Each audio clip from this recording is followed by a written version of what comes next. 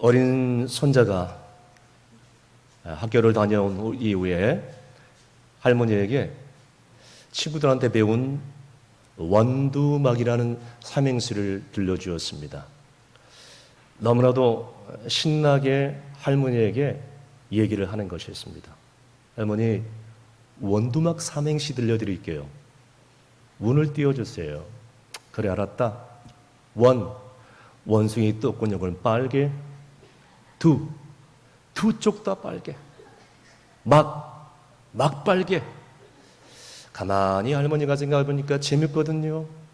흥분한 할머니가 막 집에 돌아온 할아버지에게 방금 손자에게 배운 이 삼행시를 들려주고 싶었던 것 같아요. 그런데 원두막이라는 이 세 글자가 생각 안 나고 원숭이 세 글자만 생각이 나는 것이었습니다.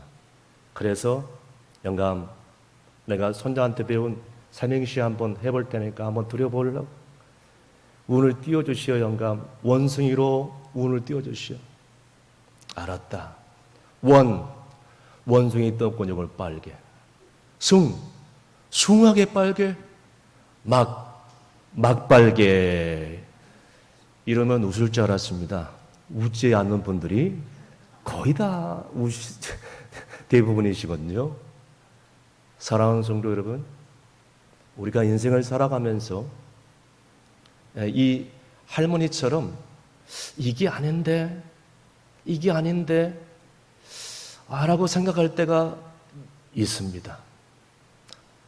정말로 사는 게 재미가 없고 젊었을 때 좀 빨리 정신을 좀 차려야 되고 조금 더 좀 하나님의 영광을 위해서 살아가야 되는데 조금 더 빨리 정말로 정신을 차렸어야 되는데 하면서 이게 아닌데 뒤늦게 깨달은 사람들이 있습니다. 그런데 이렇게 해서라도 뒤늦게 깨달은 사람은 복된 인생인 줄로 믿으시길 바랍니다. 오늘 본문에 보니까 험한 인생을 살아가면서 뒤늦게 인생의 놀라운 비밀을 깨닫는 사람이 등장합니다. 그 사람의 이름은 우리가 잘 알고 있는 위대한 인생을 살아갔던 사도 바울입니다. 사도 바울이 오늘 본문에 깨달은 비밀이 무엇일까요? 참으로 이 중요한 이 비밀, 오늘 함께 나눌 때에 하나님의 은혜가 여러분 가운데 넘치시기를 간절히 바랍니다. 바울이 뒤늦게서 깨달았던 놀라운 비밀의 첫 번째는 예수 안에서 나의 존재 가치가 드러난다는 것입니다. 자, 오늘 본문에 나오는 바울이 어떤 사람입니까? 평범한 사람은 두세 개의 조건을 갖춘 것도 힘들지만 오늘 본문에 나와 있는 위대한 인생을 살아갔던 바울은 두세 개가 아니라 4개, 5개, 6개 거의 조건이란 조건은 완벽하게 갖추었던 그런 사람입니다. 쉽게 말하면 엘리트 중에 엘리트였죠. 그런데 오늘 본문의 4절, 5절에 그는 이렇게 고백을 하고 있습니다. 다 함께 읽습니다. 그러나 나도 육체를 신뢰할 만하며 만일 누구든지 다른 이가 육체를 신뢰할 만한 것이 있는 줄을 생각하면 나는 더욱 그러하리니 나는 8일 만에 할례를 받고 이스라엘 족속이요 베냐민 지파요 히브리인 중에 히브리인이요 율법으로는 바리새인이요. 아멘. 사도 바울이 여러분 방금 이 말씀을 통해서 뭐라고 고백하고 있습니까? 자신이 갖추어야 될 조건, 요즘 말하면 스펙이란 스펙은 다 갖췄다고 얘기를 하고 있습니다. 그렇다면 바울이 갖췄다고 자랑스럽게 얘기하고 있던 이 조건, 도대체 무슨 조건을 갖췄나요? 가문, 혈통, 출신, 학벌, 이 세상에 갖출 것은 다 갖췄던 그런 엘리트 출신이었습니다.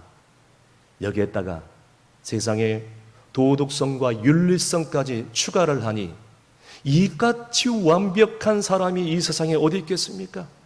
이렇게 실력과 가문과 또 여러 가지 학력, 그 위에다 도덕성까지 갖췄다면 이거 다 갖춘 거 아니겠습니까?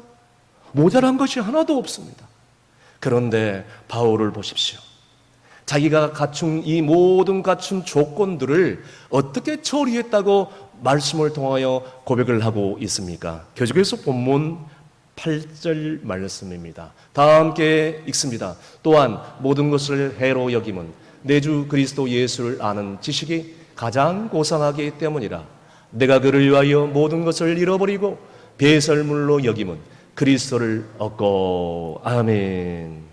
여러분, 사도 바울은 자기가 갖춘 최고의 탁월한 이 조건들을 모두 자기에게 유익이 되지 않았다라고 지금 결론적으로 얘기를 하고 있는 것입니다.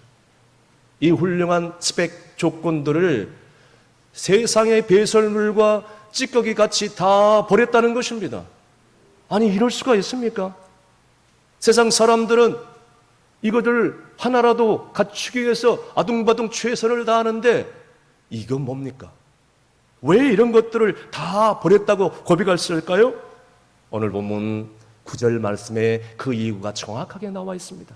다 함께 읽습니다. 그 안에서 발견되려 함이니 내가 가진 의는 율법에서 난 것이 아니요 오직 그리스도를 믿음으로 말미암은 것이니 곧 믿음으로 하나님께로부터 난 의라. 아멘. 여러분, 여기 보니까 자기가 그렇게 쌓아왔던 스펙 조건들, 이런 조건들을 쓰레기처럼 배설물처럼 다 시원하게 벗어버린 이유가 뭐예요? 바울이 나중에 자기 존재의 이유, 자기 존재의 가치를 오직 예수 그리스도를 안에서 새롭게 발견됐음으로 인해서 이렇게 고백할 수밖에 없었다는 것이에요. 방금 지금 말씀드린 것처럼 세상 사람들이 부러워하는 이 조건을 세상에 배설물처럼, 배설물 떠나서 쓰레기같이 다 벗어버렸다는 것이죠. 여러분, 바울이 어떤 사람입니까? 과거에 얼마나 열심히 있었던 사람입니까? 율법이란 율법을 잘 지켰고 자기의 힘으로, 자기의 노력으로 정말 하나님 나라에 가기를 위해서 최선을 다했던 사람입니다. 그가 예수님을 만나기 전에 하나님을 가졌던 열심은 예수 그리스도의 핏값으로 세운 교회를 핍박하고 정말 하나님을 믿는 하나님의 백성들을 박해하는 일이 율법을 지키는 길이요, 하나님께 영광을 돌리는 길이요, 내가 구원을 얻는 통로라라고 생각을 했던 것입니다.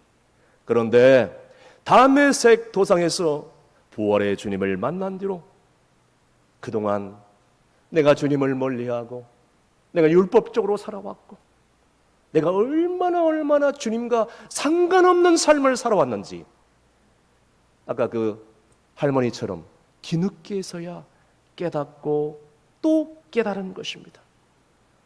무슨 뜻이죠? 과거에는 자기 출신 가문이 나의 나된 것이라고 생각해왔어요. 과거에는 학벌이 자기를 만드는 것이라고 생각해서 최선을 다해서 공부를 했어요. 바울은 여러분 언어를 3-4개 이상 구사할 정도로 히브리니요, 바리새인 중에 바리새파요, 그 다음에 최고의 수학 가문의 1등 수재. 그런 바울이 이렇게 고백을 하고 있는 것이 물질이 자기 존재의 가치를 부각시켜준다고 그렇게 느껴왔어요. 그런데 다메섹 도상에서 부활의 주님을 만난 뒤로 깨달았어요. 아, 예수 그리스도 안에서 나라는 존재가 새롭게 발견될 수 있구나라고 지금 그렇게 고백하고 예수 그리스도 안에서만 자기 존재가 그렇게 존귀하고 그렇게 귀하고 보배롭고 그렇게 값어치 있는 존재라는 것을 깨닫게 된 줄로 믿으시길 바랍니다. 바울은 그렇게 생각했어요. 나 같은 허물 많은 죄인이 어떻게 하나님 앞에 나갈 수 있을까? 그렇다면 율법을 완전히 지켜야 되겠다. 그래서 내가 뭔가를 해야 되겠고 내가 뭔가를 해서 천국에 갈 수 있도록 최선을 다해야 된다. 그럼에도 불구하고 나 같은 죄인이 천국에 갈 수 있단 말인가? 그래서 바울은 하나님 앞에서 잘 보이기 위해서 율법이란 율법은 다 지켰어요. 종교적인 열심이 이 세상에서 최고 1등이었습니다. 거기에다가 도덕적으로 윤리적으로 흠이 없는 삶을 살려고 무지 노력한 사람이었어요. 그런데 다메섹 도상에서 예수 그리스도를 만난 뒤로 자기가 뭔가를 하려고 노력을 하고 내 힘으로 내 능으로 살아가려고 했던 모든 헛되고 헛된 삶이 잘못됐다는 것을 뒤늦게서야 깨닫게 된다는 것이에요. 아, 그렇다. 내가 하나님 앞에 용서를 받고 내가 하나님 앞에 구원을 얻고 내가 하나님의 자녀가 될 수 있는 길은 오직 내 힘으로 내 능으로 되는 것이 아니라 하나님을 믿는 그 믿음 안에서 예수 그리스도 은혜 안에 그것이 가능하다는 사실을 깨닫게 되었기 때문입니다. 사랑하는 성도 여러분, 그렇습니다. 내가 선하게 살아서 내가 도덕적으로 윤리적으로 완벽하게 지켰어. 내가 헌법을 잘 지키고 교통법규를 잘 지키고 내가 다른 사람들에게 착한 선한 일을 잘하고 그리고 하자가 없는 그런 삶을 살았다고 내가 천국에 가는 것이 아닙니다. 오직 하나님의 아들 예수 그리스도께서 하나님과 죄악된 우리 사이에 다리가 되어 주셔서 죄인된 내가 그 믿음으로 말미암아 구원을 얻게 되고 하나님 나라에 갈 수 있게 되죠. 여러분들은 언제든지 그 믿음만 가지고 계신다면 천국에 가게 될 줄로 믿으시길 바랍니다. 불교의 성철 스님을 잘 아실 것입니다. 물은 모리요 산은 산이로다 하는 유명한 말을 한 번입니다. 이 사람이 결혼 직후 출가를 했는데 부모님이 그 절에 찾아왔는데 부모님을 만나주지 않아요. 이 수행을 닦는데 방해가 된다고 부모님조차도 만나주지 않습니다. 그 절 근처에 엄청난 면적의 철조망을 치고 10년 이상 다른 사람들을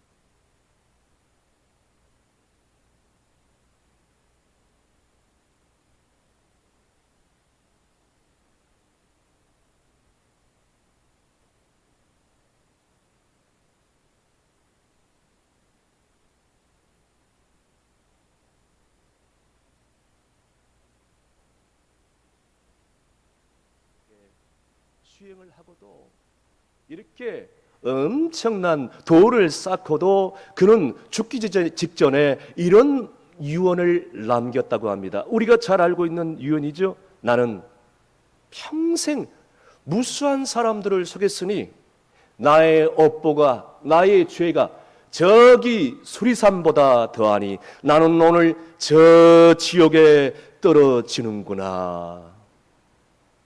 너무나 불쌍한 인생이, 이처럼 불쌍한 인생이 어디 있어요?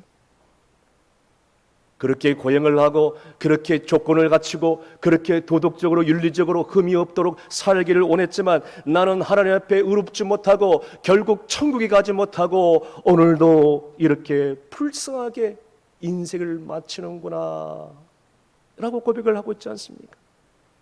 여러분, 성철 스님이 이렇게 도를 닦고 마지막에 죽어가면서 이렇게 고백을 했다면 여러분, 여기 있는 우리가 아무리 우리가 착하게 살고 도덕 윤리 하자가 없고 그리고 또 율법을 지키고 여러 가지 조건을 잘 갖췄다 할지라도 여러분, 그렇게 해서 세상을 결국 떠나가겠지만 성철 스님이 이렇게 고백을 했다면 여러분, 우리는 죄의 그 큰 벽을 넘을 사람, 오늘 이 자리에 앉아있는 분 단 한 사람도 없다는 것이에요. 그런데 우리 주님께서 이 땅에 오셔서 요한복음 1장 12절 말씀에 뭐라고 말씀하고 있습니까? 우리가 잘 아는 말씀이죠. 다 함께 읽습니다. 영접하는 자, 곧 그 이름을 믿는 자들에게는 하나님의 자녀가 되는 권세를 주셨으니 아멘. 그렇습니다. 하나님의 자녀가 되는 권세, 하나님의 아들과 딸이 되는 것은 세상적인 그런 학벌, 지식, 출신, 도덕성을 완벽하게, 율법을 완벽하게 지켜서가 아니라 그리스도 예수를 마음의 진정으로 영접하는 그 사람, 성철 스님이 그렇게 돌을 쌓고 수염을 쌓고 누리지 못했던 그 진리를 깨닫는 그 사람이 바로 하나님의 아들과 딸이 될 수 있다는 사실을 깨달을 수 있기를 바랍니다. 여러분, 오늘 우리 역시 그렇습니다. 우리 또한 지금까지 살아오면서 하나님과 전혀 관계없는 삶을 살아왔습니다. 그래서 오히려 하나님 앞에 불순종하고 죄를 지으면서 하나님 말씀을 멀리 떠나 살다가 죽을 수밖에 없는 죄인들이었습니다. 그런데 이 땅에 예수 그리스도께서 인간의 몸을 입고 오셔서 하나님과 우리 사이에 다리가 되어 주셔서 중보자가 되어 주셔서 저와 여러분으로 하여금 혈통적으로 그분을 믿는 믿음 안에 있다면 이제는 하나님 나라에 들어갈 수 있는 하나님의 아들, 딸이 될 수 있게 되었고, 법적으로는 온 우주 만물을 지으신 전능하신 하나님께서 베풀어 주신 이 세상의 모든 부유함과 또 저 천국의 놀라운 가치 있는 것들, 풍요로운 부유함과 넉넉함을 저와 여러분에게 유산으로 상속됨을 믿으실 수 있기를 바랍니다. 사랑하는 성도 여러분, 그러므로 우리가 인생을 살아가면서 물질이 없다고, 조금 건강이 없다고, 다른 일이 안 된다고, 인생에 문제가 닥쳐왔다고, 나는 불행하다고, 나는 살고 싶지 않다고 원망하고 불평하지 말고, 반대로 나는 조금 더 갖췄다고, 나는 조금 많이 배웠다고, 나는 조금 더 가진 것이 있다고 어깨에 힘을 주거나 목에 힘을 주지도 말고 자랑하지도 말고 오직 예수 그리스도 이름만 나타낼 수 있기를 바랍니다. 물질로 인해서 자기 존재의 가치를 매기지 말고 학벌과 출신 가문으로 인해서 나의 나된 것을 가치를 매기지 말고 출세로 인해서 자기의 성공 여부를 매기지도 말고 오직 예수 그리스도 안에서 내 존재의 가치를 다시 한번 확인하면서 매일매일 주님과 동행하면서 기쁨으로 살아갈 수 있는 저와 여러분이 될 수 있기를 간절히 바랍니다. 두 번째로 사도 바울이 뒤늦게 깨달은 비밀이 무엇일까요? 부활 후 영원한 새로운 세상이 있다는 것입니다. 계속해서 본문 11절 말씀 다 함께 있습니다. 어떻게 해서든지 죽은 자 가운데서 부활에 이르게 하노니. 아멘. 여러분, 바울이 그 화려한 스펙 조건들을 배설물처럼 버린 이유가, 오늘 중요한 이유가 바로 여기에 또 담겨져 있습니다. 죽음 이후에 바울은 적어도 부활의 놀라운 그런 은혜가 있기 때문에 항상 마음에 그것을 간직하면서 살아왔어요. 내가 죽으면 이 세상에 끝난 것이 아니다. 죽음 이후에 사후세계가 있고 부활의 놀라운 은혜가 있다. 이것을 늘 깨달았어요. 여러분에게 한번 질문해 보겠습니다. 우리가 죽었다가 주님께서 다시 재림할 때 우리가 다시 부활할 때인데, 여러분이 부활의 개념을 어떻게 갖고 있는가? 한번 제가 객관식으로 질문을 해볼 테니까 맞춰보시길 바랍니다. 자, 세 가지 객관식입니다. 문제는, 자, 내가 주님께서 이 땅에 부활하실 때 내가 부활할 때인데 1번 몸만 부활한다, 2번 영혼만 부활한다, 3번 영혼과 육체와 함께 부활한다. 여러분 속으로 대답하시길 바랍니다. 여러분 이 대답을 잘 하셔야 됩니다. 오늘 이 대답에 따라서 여러분의 믿음의 고백이 좌우된다는 것입니다. 우리는 언젠가는 저기 화장터에 한 줌의 재로 남게 되었는데, 우리 몸이 언젠가는 그렇게 무덤 속에 들어갈 수밖에 없는데, 주께서 다시 재림하실 때에 이 썩어져 버린 육체가 한 줌에 남아있는 이 가루가 주님의 그 부활하심과 동시에 그 부활의 영광 가운데 영혼과 결합해서 영원히 살게 된다는 것입니다. 그러므로 여러분, 정답은 부활, 몸만 부활한다, 영혼만 부활한다, 이게 아니고 몸과 영혼이 함께 부활한다는 것이 정답입니다. 아마 세상에 태어나서 이런 질문을 받아본 적이 한 번도 없는 분들이 오늘 이 자리에 앉아 계실 줄로 믿습니다. 여러분, 우리가 조금 전에 고백했던 사도들의 신앙 고백의 제일 마지막 부분에 몸의 부활과 영생을 믿습니다. 여러분 믿으십니까? 여러분 아까 고백했습니다. 사도신경의 제일 마지막 부분이에요. 우리는 매 순간순간마다 그걸 고백합니다. 뭐라고 고백하고 있습니까? 몸의 부활과 영생을 나는 믿는다고 했습니다. 여러분, 그렇다면 정말 죽을 수밖에 없는 이 몸, 화장대에 가면 한 줌의 재로 남는 이 몸, 지금도 뭔가 먹고 마시고 느낄 수 있는 이 오감이 있는 이 몸, 여러분 죽어도 다시 살아난다는 의미가, 진정한 의미가 무엇일까요? 왜 성경은 그렇게 부활을 그렇게 강조할까요?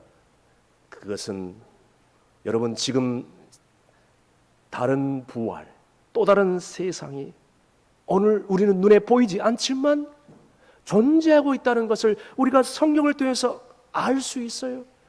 그래서 우리는 부활의 몸으로 영원히 살게 될 것을 우리에게 성경은 가르쳐 주고 있다는 사실을 잊지 마시길 바랍니다.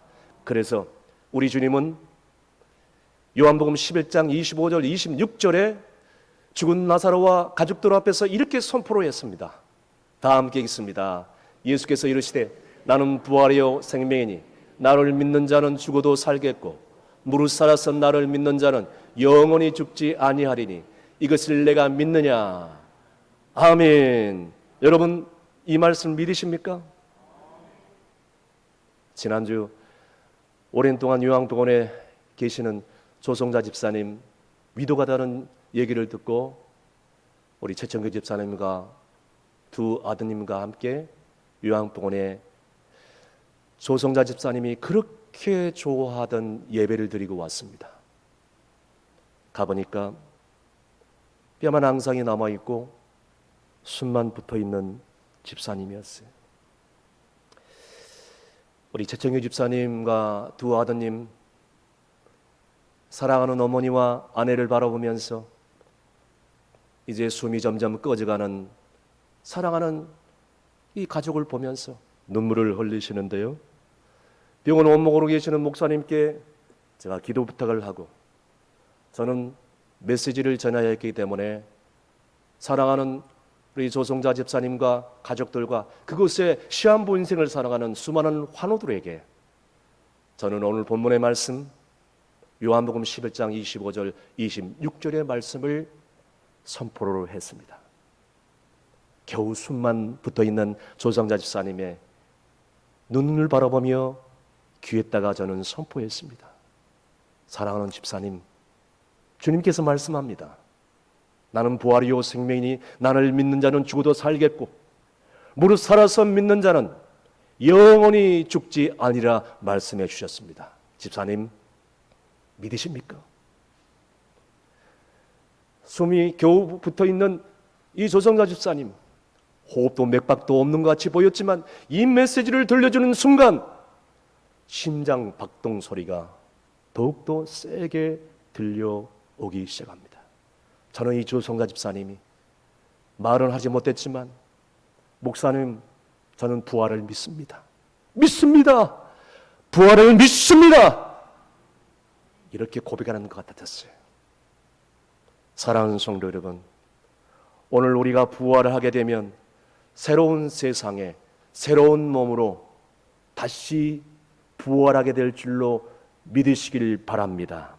바울은 이 부활의 새로운 세상을 보았기에 지금 세상에서 살고 있는 이 모든 것, 학벌, 출신, 가문, 가지고 있는 재물, 그리고 쌓았던 도덕과 윤리성, 가지고 있는 모든 스펙들, 부활의 소망을 목도한 사람은 이거요? 아무런 쓸모가 없어요. 요즘 젊은 말로 헛됩니다. 아무 소용이 없어요. 아무 의미가 없습니다. 바울은 그것을 알았어요.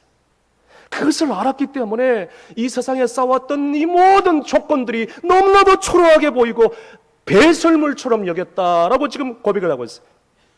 마침내 세상의 부귀영화, 돈, 명예, 그리고 우리를 지금 즐겁게 하는 모든 세상의 쾌락과 오락과 호의우식, 중독된 모든 것들에서 벗어나서 그는 남은 생에 사도로서 이방인들을 구원하는 섬김의 삶, 베푸는 삶, 그리고 전도하는 삶을 살 수 있었던 것입니다.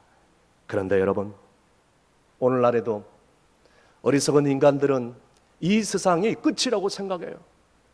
그래서 이 세상의 쾌락과 오락과 이 세상에서 군림하고 편안하게, 그래서 호의호식하면서 이 세상에서 그냥 행복하게 사는 것이 끝이라고 생각하면서 어리석게 살아가는 수많은 사람들, 우리 주변에 얼마나 많이 볼 수 있겠습니까?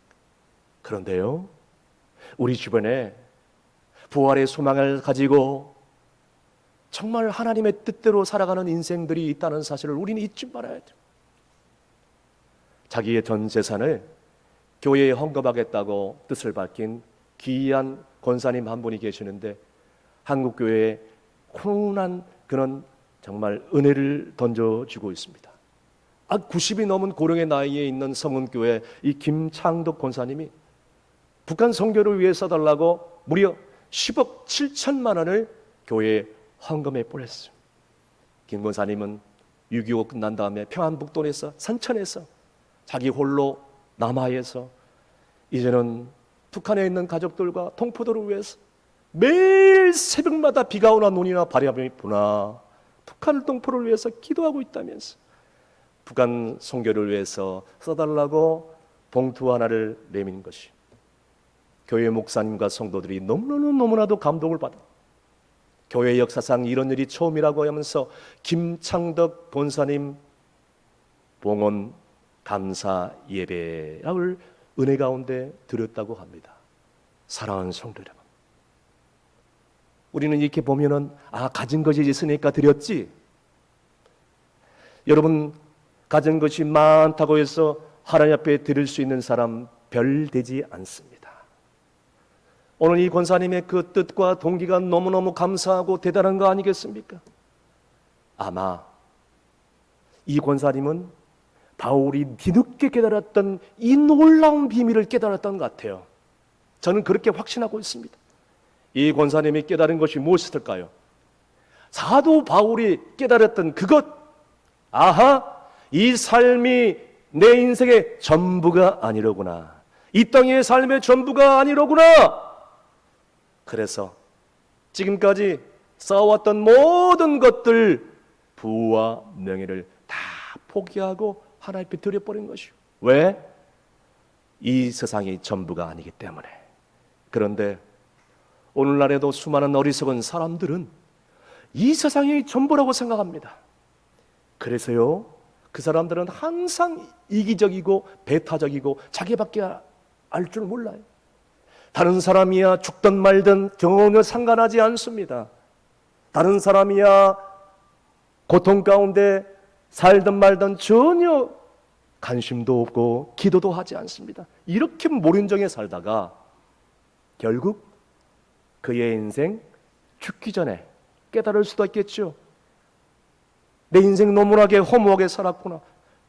공허하게 쓸쓸하게 무덤으로 묻힐 수밖에 없는 것입니다.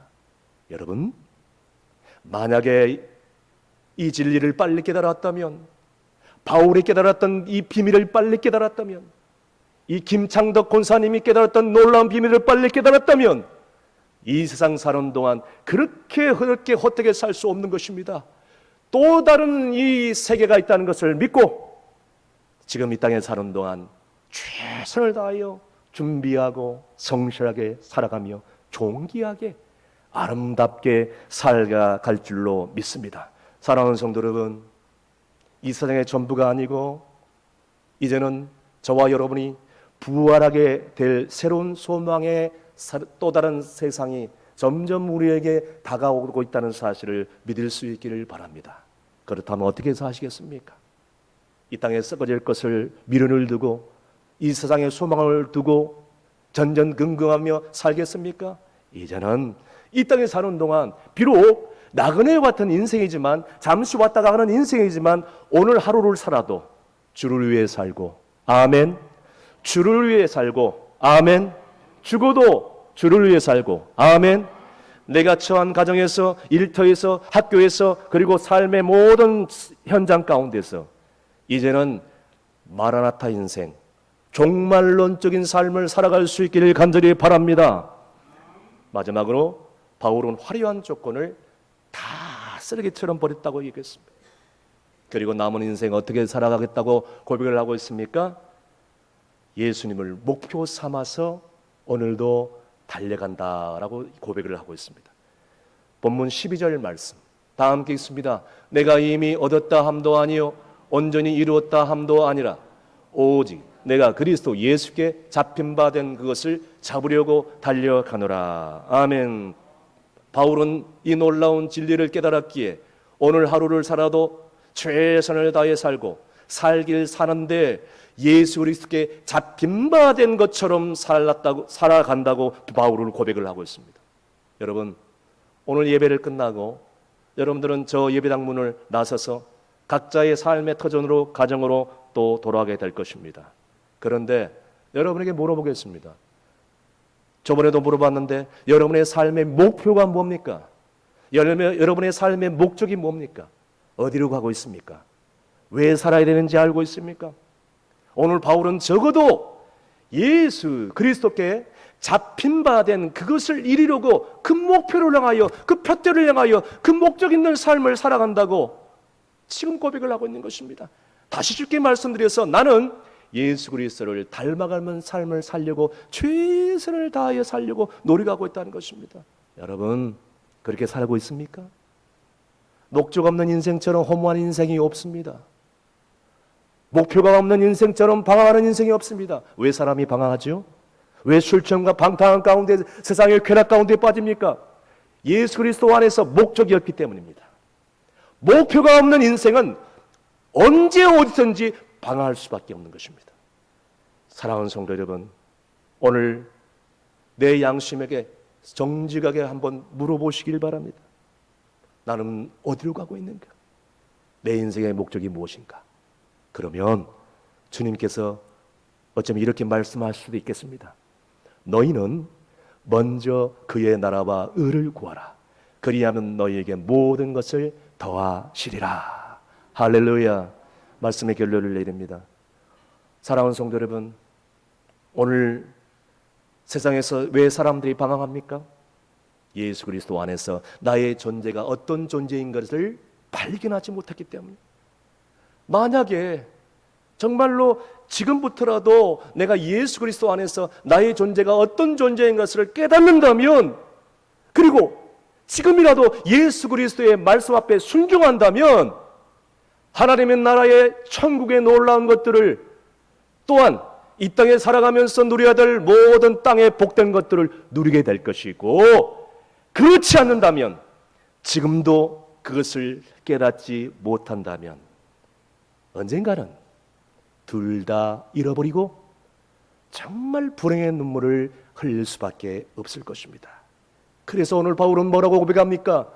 나는 예수 그리스도께 잡힌 바 그것을 잡으려고 오늘도 최선을 다하여 달려가노라. 할렐루야. 여러분, 이제 세상 가운데 나아가셔서 작은 일이라도 예수님 닮은 삶을 살겠노라고 결단할 수 있기를 바랍니다. 그래서 주님 닮기 위해서 살아간다면 그건 하나님 기뻐하시는 일이잖아요. 이렇게 얘기하면, 과거에 내가 방탕을 삶을 살았는데 내가 어떻게 그런 삶을 살 수 있겠습니까? 내가 지금 뭘 하겠다고, 가진 것도 없고 건강도 없고 나이는 다 들었는데 앞으로 어떻게 살 것인가? 아니요. 오늘 이 부활의 소망의 메시지를 듣는 수많은 영혼들이 이제는 바울처럼 복음의 진리를 깨닫고 나의 남은 인생 하루를 살아도 최선을 다해 살고 주님 부르시는 그날까지 아름다운 인생을 살아가며 역전의 인생을 살아갈 수 있기를 주의 이름으로 축원합니다. 기도하시겠습니다. 오늘도 허물과 죄로 죽을 수밖에 없는 죄인을 불러주시고 예배케 하신 우리 하나님 아버지, 예수님 때문에 하나님 자녀가 되게 하시고 하나님의 권세를 우리 가운데 주셔서 감사를 드리옵나이다. 하지만 아직도 하나님을 만나지 못해서 세상 가운데서 방황하며 무의미한 인생을 살고 있지는 않습니까? 그동안 이 놀라운 진리를 잃어버리고 깨닫지 못하고 허무한 인생을 살았다 할지라도 이제 남은 삶은 예수께 사로잡혀 있는 인생을 살아갈 수 있도록 도와주시옵소서. 예수 안에서 내가 어떤 존재라는 것을 깨닫게 도와주시고 부활의 영원한 소망을 갖고 주님께서 원하시는 목적이 이끄는 삶을 살아갈 수 있도록 도와주시옵소서. 예수님의 이름으로 기도합나이다. 아멘.